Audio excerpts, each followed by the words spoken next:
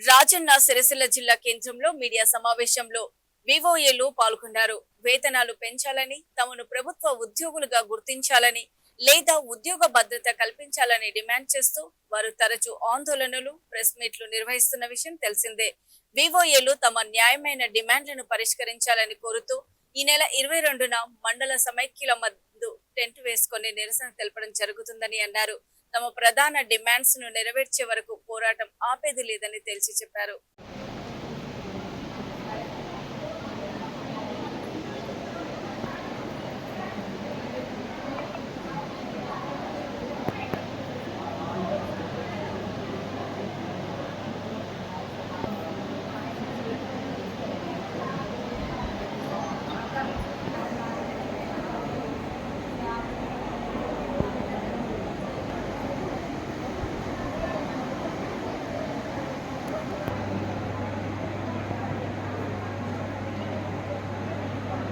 Hello అక్క, మేము మాట్లాడేది నచ్చలేదా? వాటర్ దగ్గర కొనుక్కోలేదు,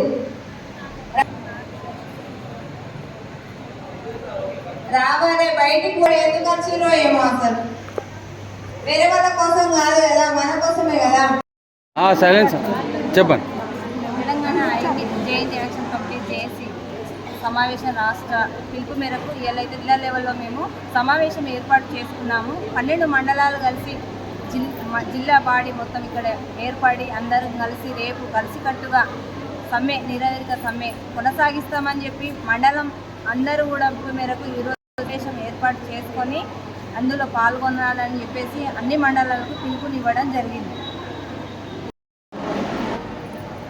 తెలంగాణ ఐకేపీ వివోఏల యాక్షన్ కమిటీ జేఏసీ, ఎందుకంటే మా ప్రధాన డిమాండ్స్ ఏంటిదంటే మేము గత 20 సంవత్సరాల నుండి వివోఏలుగా పనిచేస్తూ ఉన్నాము.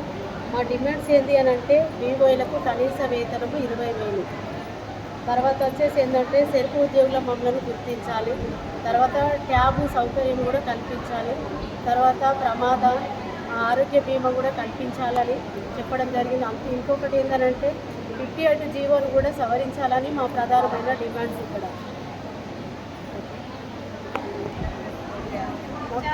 హెచ్ఆర్ పాలసీ కూడా ఇవ్వాలి. అయితే ఇంకొకటి ఏంటి అని అంటే మాకు వివోఏలుగా మేము పనిచేస్తున్నాం గత 20 సంవత్సరాలుగా.